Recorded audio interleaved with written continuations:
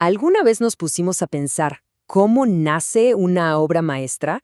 ¿De dónde sale esa idea que después se convierte en un cuento que te vuela la cabeza?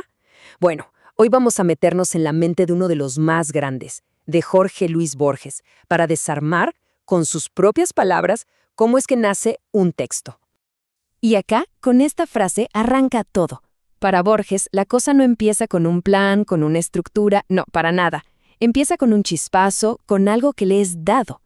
Es un punto de partida que no se busca, sino que, simplemente llega.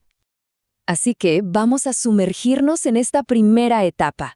Borges la llama la revelación. Es un momento casi pasivo, donde el escritor es más un receptor que un creador. Es ese instante mágico en que se planta la semillita de la historia. Pero, ojo, es clave entender qué quiere decir Borges con revelación. No es una visión divina ni nada grandilocuente. Es algo mucho más humilde, más modesto. Es como que de repente te dan el principio y el final de un cuento, o te llega la idea general, el tono de un poema. Es un regalo. Y acá está el quiebre, el momento que todo creador conoce demasiado bien. Una vez que recibís esa chispa, tenés que meter mano. Y ahí, con esa intervención, vienen el miedo y el riesgo. Borges lo dice con una sinceridad total. En el momento en que él interviene, quizá se echa todo a perder. Es esta tensión universal entre la inspiración pura y el laburo artesanal del escritor. Bien, pasemos a la segunda fase. Una vez que esa inspiración inicial te marcó el norte, empieza el trabajo de verdad, el oficio. Ya no se trata de recibir, sino de construir, de arremangarse y empezar a llenar los huecos. Entonces, si ya tenés el punto de partida y el punto de llegada, ¿cuál es el gran problema? Bueno, el desafío es enorme. Tenés que descubrir todo lo que pasa en el medio.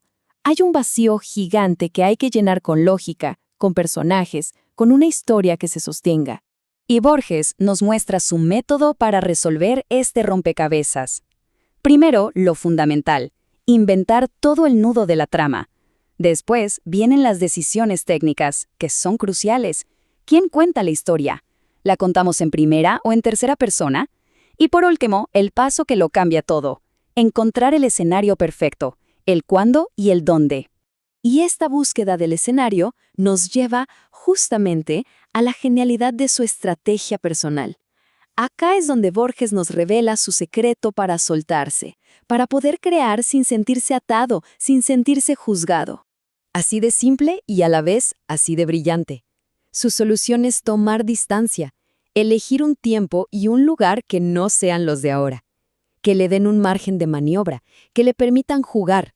Y esto no era una idea abstracta, ¿eh? Él tenía su territorio creativo súper definido. Si iba a escribir un cuento porteño, elegía las orillas, esos barrios con una mística propia, como Palermo, Barracas, Tordera.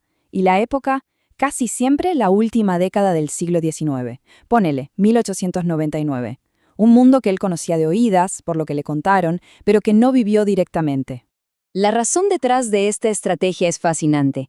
Si Borges escribía sobre su presente, sentía que el lector se convertía en un inspector, listo para decirle, eso no es así, por cada detalle. Y eso lo paralizaba.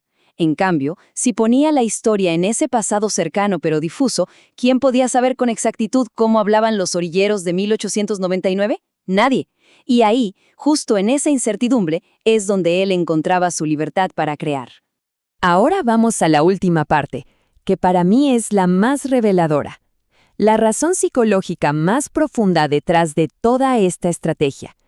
Porque no es solo una técnica, es una necesidad para poder crear. Claro, el beneficio inmediato salta a la vista.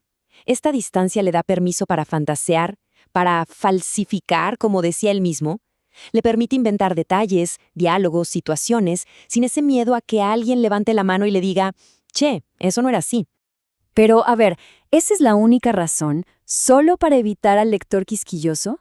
Borges nos dice que no, que hay algo mucho más fundamental, algo que tiene que ver con la propia mente del que está creando. Y acá está, la clave de todo. Lo más importante es esto.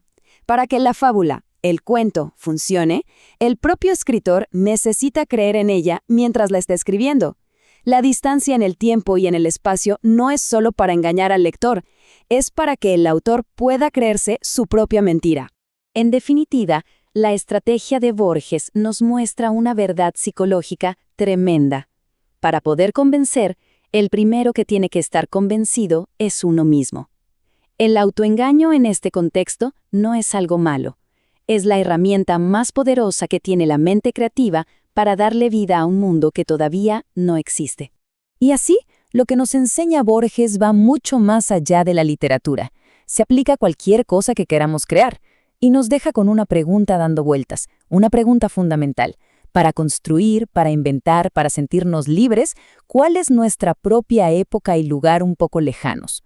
¿Cuál es nuestra zona de libertad?